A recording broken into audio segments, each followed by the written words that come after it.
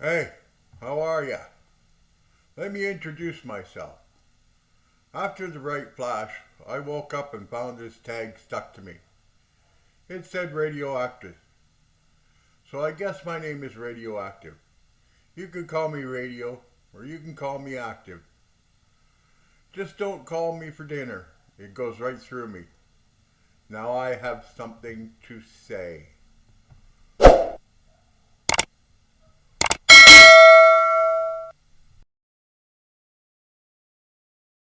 The Systematic Failure of Armed Conflict, a Multidimensional Analysis of Why War is Never the Answer. By Steve Miles Net. Mar. 2026.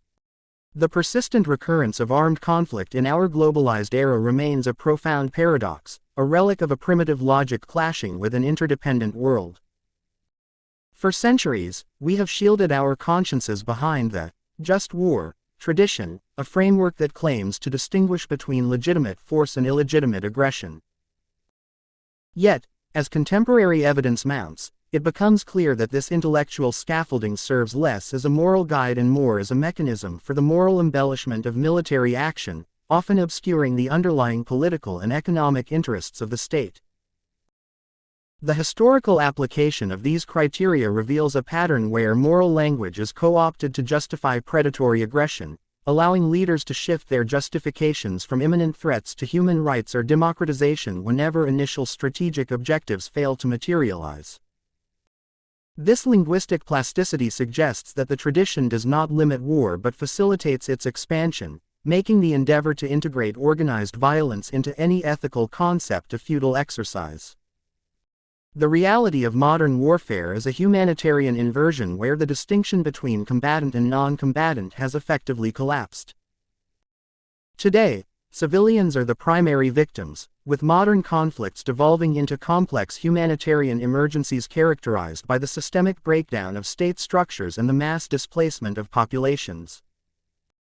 Since the turn of the century, the total death toll from post-9/11 conflicts, including indirect deaths from the destruction of public health and food systems, is estimated at a staggering 4.5 to 4.7 million people. In Gaza, 1.9 million people, or 90% of the population, have been displaced, while only 40% of drinking water production facilities remain functional. In Syria, 14 years of conflict have left 16.5 million people in need of assistance, with healthcare systems in such a state of collapse that nearly 40% of facilities are non-functional. These are not mere side effects of war, they are the fundamental characteristics of a system that functions as sustainable development in reverse, setting nations back by decades as human capital is lost and social fabrics are irrevocably torn. Economically, war acts as an unequivocally destructive force, a parasite on national wealth that undermines real GDP and fuels long-term inflation. Data covering 115 conflicts over the last 75 years shows that conflict generates large, persistent real effects, with GDP falling by an average of 12% and showing no recovery even a decade later. This contraction is driven by a collapse in investment and a sharp rise in price levels that often exceeds 50% relative to nations at peace. In Syria, the persistence of conflict led to a 200-fold increase in inflation, while the resulting fiscal pressures forced governments to issue more currency, further trapping households in a cycle of poverty. The opportunity costs are equally damning. Resources diverted to military ends could have been used for infrastructure or education, which research shows create significantly more jobs than defense spending. We ignore the fact that proactive stabilization is exponentially more cost-effective. Indeed, every $1 spent on conflict prevention can avert up to $103 in future conflict and reconstruction costs. This cycle is often perpetuated by the military-industrial complex, a vested interest where military leadership and private defense industries influence public policy for profit. Private firms have received trillions in contracts, accounting for over 54% of the Pentagon's discretionary spending in recent years, creating a structural incentive for continued military involvement over diplomatic resolutions. This rot extends to our own doorsteps, as war inevitably erodes the civil liberties of the nations that wage it. Historically, conflict has served as a catalyst for the suppression of dissent, from the espionage and sedition acts of the First World War to the racial profiling and internment of Japanese Americans in the Second.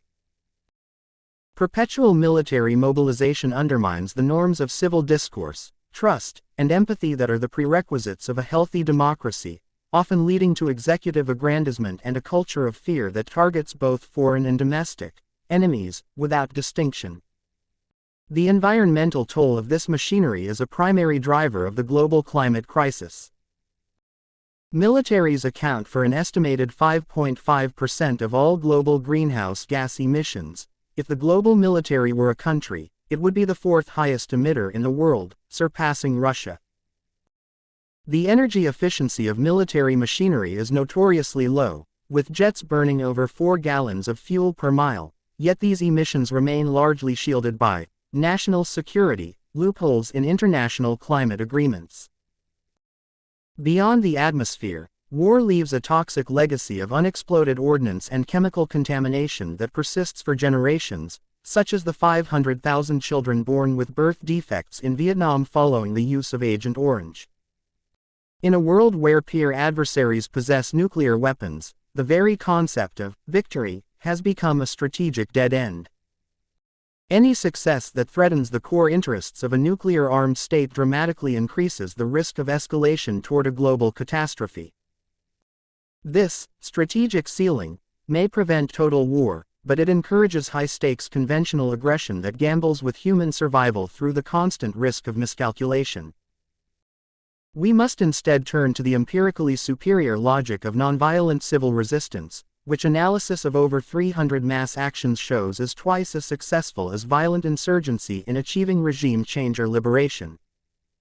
The 3.5% rule teaches us that no government can withstand the organized, nonviolent engagement of its own citizenry.